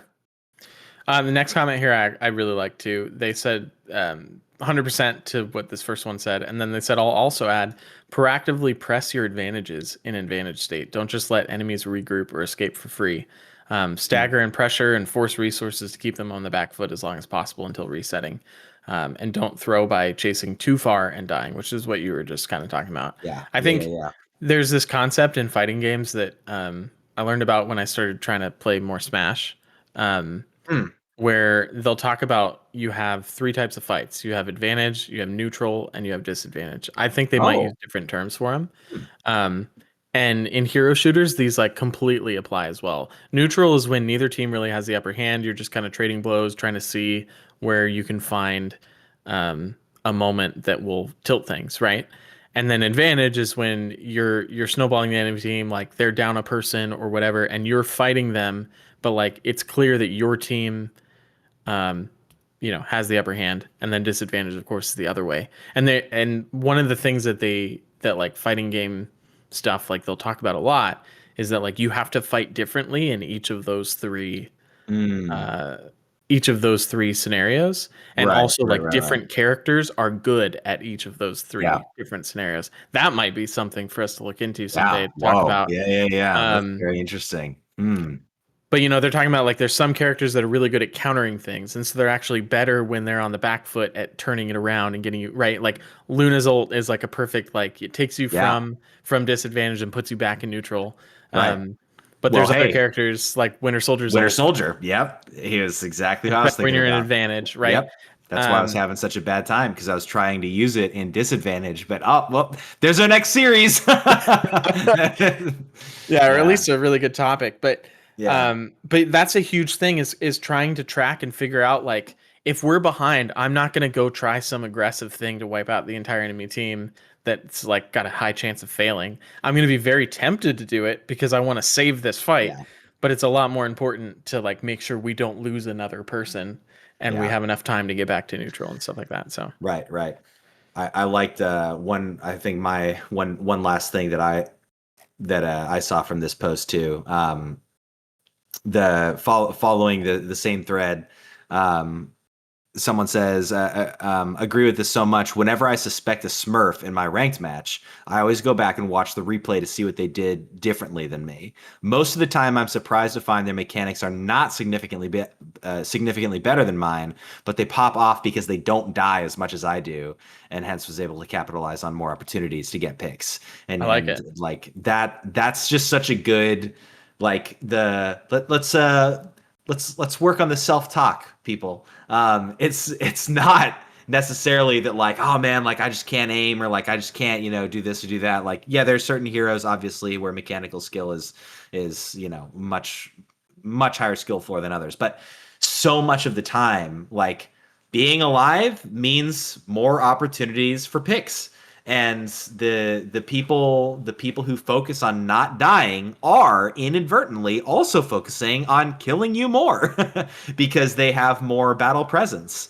And I just think that's a really good thing to think about, because sometimes it can feel like, man, like how do I get better with doing these mechanical things? And it's like, yeah, cool. Like think about those things, work on those things for sure. But you don't have to just do that. And as a matter of fact, you'll probably see diminishing returns there in comparison to something like learning how to not overextend. Like that's much easier to do. It's much easier to pay attention to, and you're going to get way better results out of getting better at that than improving a little bit on your mechanical skill. Yeah. Well, this has got me excited to go play a little bit right after we finish this and work on my mental game. I have two last ones I want to hit really quick. They're both really quick. The first one, someone says a lot of people don't realize this or just kill hungry, but having 3 people on the payload makes it move faster. We really don't need 5 people taking space. The amount of games I've lost because of this is insane. You're allowing someone to come in and just stall the cart. That's a pretty good point. Like a lot of times I'll be, in a game we're pushing pretty well, and there's one of our strategists is hanging way back trying to get the cart to move, and now we're really fighting without a strategist, and we're taking a fight nowhere near the objective, and Spider-Man can just come in and sit on the point and make it not move. And Yeah. There's a moment where you kind of overextend a little bit even when you have control of things. Yeah, 100%. But really, oh, sorry. Yeah, go ahead. I just remember. I think I've mentioned it in this podcast at some point, actually, when Jeff Kaplan, the ex senior director of Overwatch, was asked, like, I don't know if he was asked, I can't remember what the context was. He was asked, or he was just like giving his pointers for like how he's like, I'm not very good at video games and I'm like plat or whatever. And people are like, what's like the number one thing? And he's like, push the payload. Like, play the objective. If you push the payload, you will rank up and do better, as is seen in part by 0 damage rockets and things like that, who are like just pushing payloads and healing teammates. Like, there's so much value in playing that objective, prioritizing that objective play. For sure. Well, but it really all boils down to this one. If you don't take away anything else, here's how you get better at Rivals and win more. Someone says, flame your team and never take responsibility. Everyone is bad except for you. If you died 23 times in a row, it's just all 5 of your teammates conspiring against you. Yep. Someone says, so true, pop off. I love that. Yeah, there's my very first exposure to TDT's channel was a video that he made that is titled something to the effect of how to lose more and have no fun. And I have it in our like pending main topic thing ideas, that not like to rip his video, but just like, I think that concept is so good, of like just all the red flags that you inadvertently wave through your gameplay that makes you do worse and makes the game less fun to play. Yeah, 100%. I love that. Good comment. All right. Well, comments, do you want to talk about our Spotify comment we're looking at today? Yeah. So, so thank you. Yeah, thank you for leaving comments. We have a few that I need to respond to, but this one's from Clayton, who's given us a couple comments. So thank you. And He says, with the game lore hinting at Null and potentially Phoenix / Jean Grey coming next season, what are your thoughts on the season involving Null attacking the X Mansion, moving through the corridors and down to the Danger Room with a payload that destroys destroys and symbiotifies the place? It would be cool to have the attackers be the bad guys, like how on Arako the attackers are straight up just the good guys. And I'm sure they could throw Blade in there for 3.5 because he's cool AF. Man, I hope they do. That would be cool. I really want Blade, but I think that's super cool. I don't know how we get an X-Men season. Well, my freaking goodness. I don't know how we get an X-Men season and don't get the X-Mansion. I mean, that's just that's just got to happen, right? Right. I don't think I don't. Well, so how much do you talk about leaks? That's always the question. So from what people have found so far, it looks like next season is going to be on what's the planet? Clintar? Planet with it's going to be on Clintar. So we're going to get more Clintar maps. So I don't think this is actually what season 3 is going to be. But if we don't like straight up like eliminate Null, this would be a super cool thing to do. Is like the next season of like him getting revenge and coming for the X-Men or whatever. Yeah. So I actually, but that does leave a question of like I am very interested to see how they bring Jean Grey into it, because it does seem pretty solid that she's what we're getting at the beginning of season 3. And I mean, unless she just like shows up at the Hellfire Gala right when it's ending or something, and it's really more related to this season than the next one. One thing led to another, and I'm curious to see how they work that in. They've done such a good job with it so far that I don't know. It'll be interesting. I think it has to be tied to Cerebro in some way. I think that they have to use Cerebro as a plot device, like in game, like in a more than just like the text lore that's going on. And I wonder if like Emma Frost, like something happens, Null is involved, and Emma Frost is like using Cerebro to like reach out to Jean Grey and like find her or something like that. Yeah, it could be that she just shows up, but like the plot is that we asked for her to show up or something. Yeah. Because sure. I mean, hey, you need one of the most powerful entities in the known universe. Jean Grey is a pretty good bet. But I hope we do, if that's true and we are fighting on Clintar, like cool. I hope we get some X-Mansion stuff at some point though. Yeah, that's going to be a map at some point, right? That'd be super, super cool.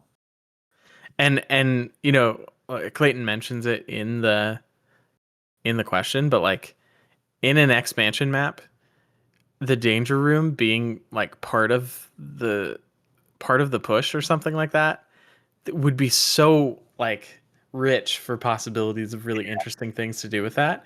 Because it's kind of like the Star Trek holodeck, right? Like it just kind of like creates whatever it needs to test them.